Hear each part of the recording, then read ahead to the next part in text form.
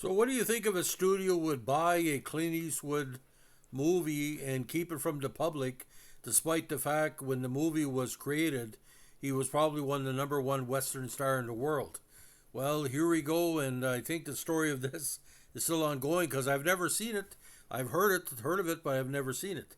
This is the 1967 version of the film The Witches, not to be fused with the Witches movie of '66. The Italian version is called Streghe, Streghe, Streghe. This is a Italian kind of pseudo comedy film anthology produced by Dino de Laurentiis in 1965. It consists of 5 comic stories about witches, directed by Luciani Vascari, Franco Rossi, Pier Paolo Pasolini, Mauro Bolognino, and Vittorio De Sica. The film features again Eastwood in the final story. It was the last film starring Toto to release in his lifetime. Now, in the first part of the movie, it's called The Witch Burned Alive. A famous actress arrives in an Australian chalet to spend an evening with friends. Italy, Austria, who knows. The woman has gotten drunk by the guests, and when she falls unconscious, friends remove her makeup to look at the imperfections of her face, always believed beautiful by her fans. Now, it's a great plot. Civic Spirits is the second one. A man is wounded in a traffic accident. A woman stops the car and offers to take him to the hospital. The woman, however, only does this to pass the road traffic. When she arrives at her destination, she throws him out. Now, the third one is called The Earth Scene from the Moon.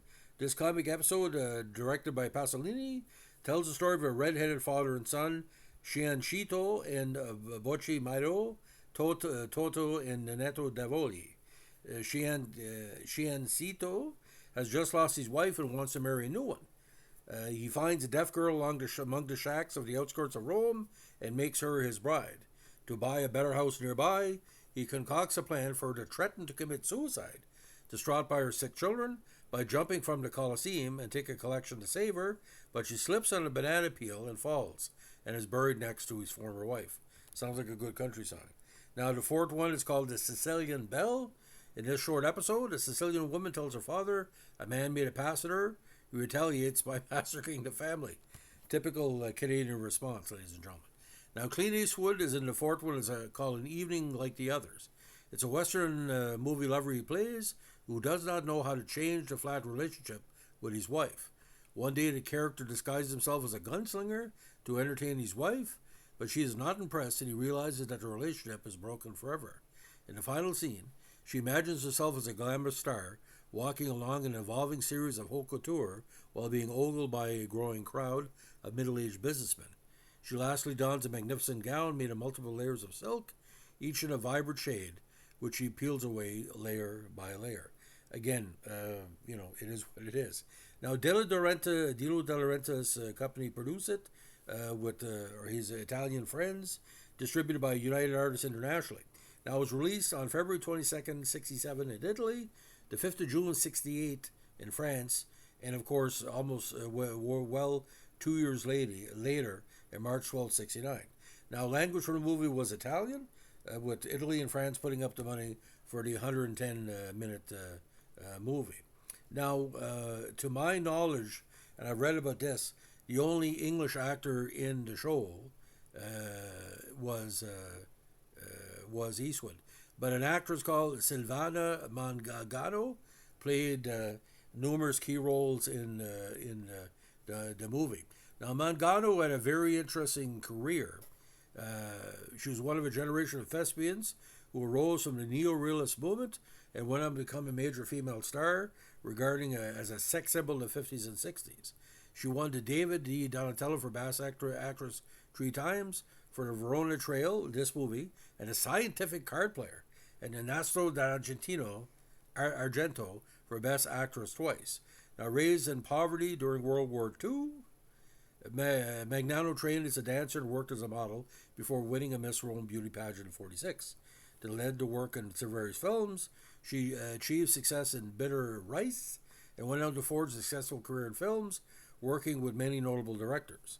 Her career continued well into her 50s, with supporting roles in Dune and Nikita Mikhailov, Dark Eyes. Now, conflict of interest here. She was the wife of Dino de Laurentiis and had 4 children with him, including the film developers and producers Raffaella and Veronica de Laurentiis. Now, she was born in Rome, what was then the Kingdom of Italy, and unfortunately died in Madrid. She did break up with De Laurentiis, actually, 29 years after their marriage. Now, Best Actress, Nastro d'Argento, The Gold of Naples. I've seen that movie, very interesting. And The Verona Trail. And, of course, Death in Venice, Supporting Actress in 1972. Now, the movie itself, ladies and gentlemen, ironically, get this, The Witches was never released outside of Europe, as United States artists bought the film when Clint Eastwood's career began to ascend. It did appear in a couple of art theaters, and that was it. United Artists decided not to release it in theaters, but instead kept it in his library vault to prevent his viewing. I don't see what the problem is. It just basically, he's playing himself. But, Dino de Laurentiis had a very interesting relationship with a lot of action stars through the years. Eastwood and Schwarzenegger. He produced King Kong. I believe when Kong died, everybody cried. When I was growing up, ladies and gentlemen, if all the stories about Dino de Laurentiis was true, but as fascinating is, I heard about his divorce, and I saw who he was married to. I had no idea what his woman was. Probably the most beautiful actress of her era. But if she would have came to North America, sort of like a poor lady's Sophia Loren. So if you're a Clint Eastwood completist, I would suspect there's got to be an Italian, I don't know, VHS or dub or streaming service would have this movie. But again, let's go over the plot one more time. And why would you cut out something like this? He's a Western movie lover who does not know how to change his relationship with his wife, which is flat. One day the character disguises himself as a gunslinger to entertain her, but she's not impressed and realizes that the relationship is broken forever. So, it's like a sense of daydreams. But having Clint Eastwood, a neo-realist movie done by Italian directors, that's pretty freaky. Now, ladies and gentlemen, you got to understand this. Clint Eastwood, when he was on Rawhide and before that, he was a bit player. He was a B movie roles. Within 7 years, he was at the level of Lee Marlin, Charles Bronson, all the what I call the Dirty Dozen alumni, Kelly's Heroes, and all that.